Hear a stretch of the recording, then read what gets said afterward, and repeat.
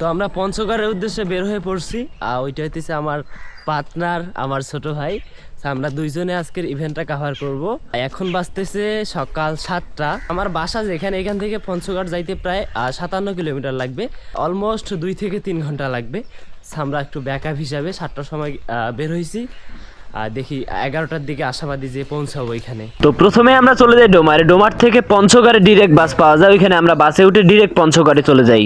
11টার আগে আমরা বিয়ে বাড়িতে পৌঁছে যাই এবং দুপুরের দিকে গায়ে হলুদ অনুষ্ঠিত হয়। বিকালবেলা বিয়ে বাড়িতে অনেক ছেলে পেলে ছিল, তাদের নিয়ে ফটোশুটে চলে যায় আউটডোরে। প্রায় সন্ধ্যার আগে আমরা শুট শেষ করি এবং পাশেই ফুটবল খেলা হইতেছিল এবং আমরা ফুটবল খেলা দেখতে যাই। তো তারপরে বাসর ঘর সাজানো হয়, আমি সেখানে কিছু ভিডিও ক্লিপ নেই। ফাইনালি গাইস বিয়েটা করে ফেললাম। আমি এখন ওয়েট করতেছি কনে আসবে।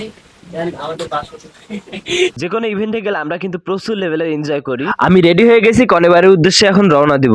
রাস্তায় প্রচুর লেভেলের কুয়াশা ছিল এবং আমি বাইকে করে ভিডিও করতেছিলাম, যার ফলে আমাকে প্রচুর ঠান্ডা লাগছে। তারপরে আমরা কনেবাড়িতে পৌঁছে যাই। তারপরে বরকে মিষ্টি খাওয়ানো হয়। তো এরপরে একটা খারাপ বিষয় ঘটে, যেটা আমার একদম পছন্দ না। মানে বরকে একদম পার্টি স্প্রে দিয়ে একদম ভরাই ফেলে। আমি যখন বিয়ে করব আমার শ্বশুরকে এই শর্তটা দিব যাতে পার্টি স্প্রে বিয়ে বাড়িতে আনা না হয়। মানে এটা আমার একদম পছন্দ না। এটার কারণে বিভিন্ন বিয়ে বাড়িতে আমি প্রোগ্রামে গেছি, এমন প্রোগ্রামে অনেক ধরনের ঝগড়া লাগছে। যেহেতু গ্রামের বিয়ে অসম্ভব সুন্দর ডেকোরেশন ছিল, কিন্তু সব থেকে একটা বিষয় ভালো লাগছে, ওই বাড়িতে কোনো বক্স ছিল না, মানে কোনো রকম গান বাজনা একদম নাই। তো এরপর আমরা কনের কিছু ফটোশুট করি।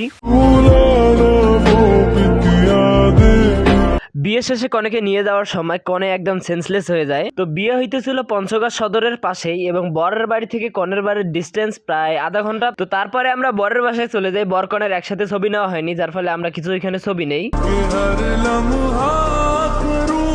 তো আজকে হইতেছে পঞ্চগড়ের ডে 2। আমরা ফটোশুট করার জন্য বের হয়ে পড়ছি। এইদিকে হইতেছে ডিজে ভাই, এইদিকে আমার ছোট ভাই এবং ওইদিকে বর। আজকে কনেকে আনতে পারি নাই, কালকেও যেমন শুট করতে মানে বের হইতে দেয় না। এদিকে পঞ্চগড়ের নিয়ম। আসলে এটা কি নিয়ম ভাই? আপনার নাম জানো কি ভাই? জাহাঙ্গীর ভাই। আপনার নাম ভাই? আমার নাম হচ্ছে মেহেদি হাসান।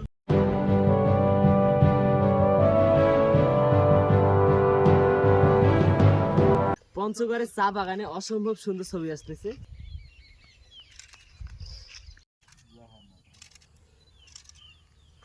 আমরা আরো বিভিন্ন জায়গায় ফটোশুট করি এবং তারপরে বরের বাসার দিকে রওনা হই। তো ফাইনালি পঞ্চগড়ের বিয়ের প্রোগ্রাম শেষ। তো আমি এখন বের হয়েছি, আর পিছনে ব্যাগ এবং স্ট্যান্ড। সো আমরা এখন বাসার দিকে রওনা হব।